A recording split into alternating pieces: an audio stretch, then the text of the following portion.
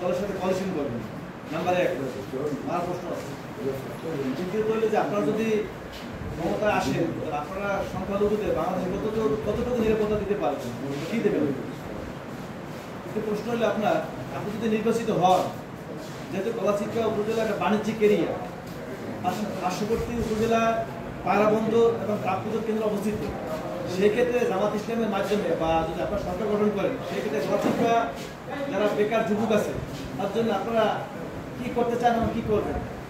আর হলো গিয়ে যে গলাচিপা যেহেতু তরমুজের জন্য বিখ্যাত হিসেবে পরিচিতি লাভ করেছে গলাচিপা উপজেলা, এবং আলু, এখানকার আলু বাংলাদেশের প্রায় জায়গায় বীজ আকারে চলে যায়, যেটা বীজ বপন করে।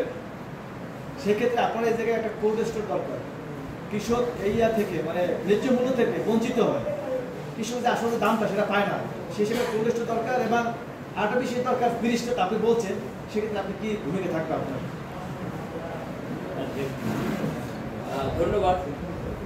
আমরা স্পষ্ট করে জোট সংক্রান্ত বিষয়ে আমাদের মতামত এভাবে দিতে চাই। জামাত ইসলামী কেন্দ্রীয়ভাবে বিভিন্ন ইসলামী দল, বিভিন্ন গণতান্ত্রিক দল এবং জোটের মধ্যে আলাপ আলোচনা করে প্রসেসিং করার চেষ্টা করছেন এবং প্রস্তুতিমূলক কাজ, অভ্যন্তরীণ কাজগুলো চলমান আছে। বিদ্যমান এই ব্যবস্থাপনা যদি সাফল্যের সাথে শেষ প্রান্তে বা গন্তব্যে পৌঁছায়, অর্থাৎ জোট তৈরি হয়, তাহলে পরে কেন্দ্রীয়ভাবে জোটগুলোর মধ্যে এই আসনগুলো ভাগাভাগি হবে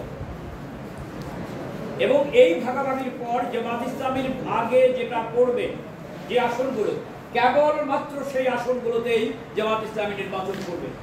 সেক্ষেত্রে এরকম কোনো ঘটনা ঘটবে না যে কেন্দ্রীয় জামাত ইসলামী ভাগ দিয়েছে অন্য দলকে, অন্য মতকে, অন্য জোটকে, আর আমরা বলবো আমরাও বিদ্রোহী নির্বাচন করব। এমন ব্যবস্থাপনা জামাত ইসলামীর ভেতরে, অভ্যন্তরীণ ব্যবস্থাপনায় নেই। 1 নম্বর কথা। 2 নম্বর হচ্ছে সংখ্যালঘুদের অধিকার সম্পর্কে আমি স্পষ্ট করে বলেছি। আর এখন ওনার একটা টেকনিক্যাল প্রশ্ন এখানে আছে যে অন্যরা যদি বঞ্চনার শিকার করতে বাধ্য করে, ওনাদেরকে বঞ্চনার মধ্যে ফেলতে চায়, আপনার ভূমিকা কি হবে, আপনাদের ভূমিকা কি হবে? তখন আমরা বলছি, আমরা জামাত ইসলামী, আমি ব্যক্তিগতভাবে, জামাত ইসলামী দলীয়ভাবে 2, 3 নম্বর হলো এখানকার জাগ্রত জনগোষ্ঠী, যারা এখানকার এই বঞ্চনা থেকে একটা জাতি গোষ্ঠীকে বাঁচাতে চায়, একটা সম্প্রদায়কে বাঁচাতে চায়, যারা ইনসাফ প্রতিষ্ঠা করতে চায়, তাদের সকলকে ঐক্যবদ্ধ করে এর প্রতিবাদ করবার দায়িত্ব আমাদের এবং আমরা সেটা করব ইনশাআল্লাহ। এটা বিরামহীনভাবে, তাতে নির্বাচিত হই কিংবা না হই, কোনো সেবা দান করতে, সেবার মধ্যে যে সেবা আছে সেই সেবাটা দান করতে কোনোভাবে আমরা কার্পণ্য করব না। 2 নম্বর কথাও শেষ করছি। 3 নম্বর হলো বেকার যুবকদের কর্মসংস্থান সংক্রান্ত কথা। আমরা জানি আমিরে জামাত অর্থাৎ ডাক্তার শফিকুর রহমান মহোদয় আমাদের সবার অভিভাবক এবং এই মুহূর্তে সম্ভবত বাংলাদেশে সবচেয়ে বেশি ভাইরাল এক জননেতা, আলোচিত এক জনসেবকের নাম ডাক্তার শফিকুর রহমান। এক মানবিক, দায়িত্বশীল মানবিক অভিভাবক এই রাষ্ট্রের, উনি জাতীয় অভিভাবক। ওই মানুষটির পক্ষ থেকে, আমির জামাতের পক্ষ থেকে স্পষ্ট করে ঘোষণা এসেছে যে আমরা যুবকরা কোনো শিক্ষা প্রতিষ্ঠান থেকে বের হবার পর এরকমের একটি কাগজ নিয়ে বের হবে না। কাগজ নিয়ে বের হওয়ার পর তার হাতে ইনশাআল্লাহ একটা কর্মের নিয়োগপত্র দিয়ে দেবো। এটা ইনশাআল্লাহ জামাত ইসলামী করছে, ভেতরকার কাজ চলছে। আমাদের একটা ব্যবস্থাপনা ভেতরকার এরকমের যে এখন থেকেই প্রস্তুতি নিতে হবে। আমি এটা বলতে কোনো লজ্জা হয় না আমার, এই বছরের আগে জামাত ইসলামী সম্পর্কে এরকমের কোনো ধারণা ছিল না যে জামাত ইসলামী ক্ষমতায় যেতে যাচ্ছে, জামাত ইসলামী বিপুল ভোটে নির্বাচিত হতে যাচ্ছে, লোকরা পপুলার ভোটে জামাত ইসলামকে এগিয়ে রেখেছে, এরকম কোনো ঘটনা এর আগে ঘটে নাই।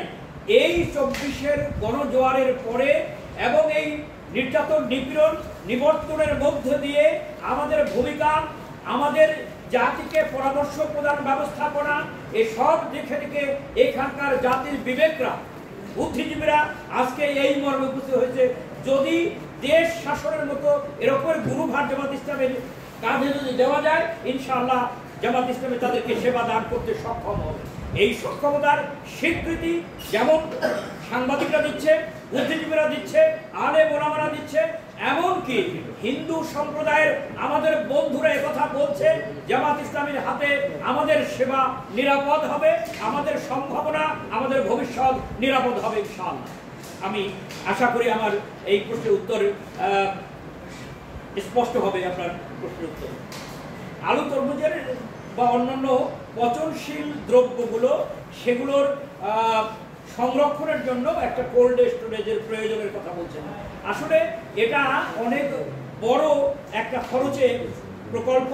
এই প্রকল্প বেসরকারিভাবেও হতে পারে, তারপরও যদি সরকারি ব্যবস্থা করায় এরকমের কোনো উদ্যোগ গ্রহণ করে আমরা যদি সাফল্যের সাথে এটা নিয়ে আসতে পারি, আমরা সেই চেষ্টা করব।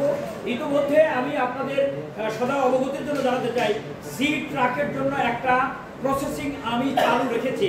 ইতিমধ্যে নৌ পরিবহন বা মন্ত্রণালয়কে আমি নক করেছি, আবেদনের ব্যবস্থা হয়েছে। আলহামদুলিল্লাহ এই ব্যবস্থাপনা আরো সক্রিয়ভাবে করে এই দুটো সি ট্রাকের ব্যবস্থা যদি আমি করতে পারি, আমরা করতে পারি, ইনশাআল্লাহ সেই চেষ্টা অব্যাহত আছে, বিদ্যমান থাকবে এই ব্যবস্থাপনা। আল্লাহ আপনাদেরকে রহম করুন। এই 4টা প্রশ্নের উত্তর ছিল। আপনার আর কোনো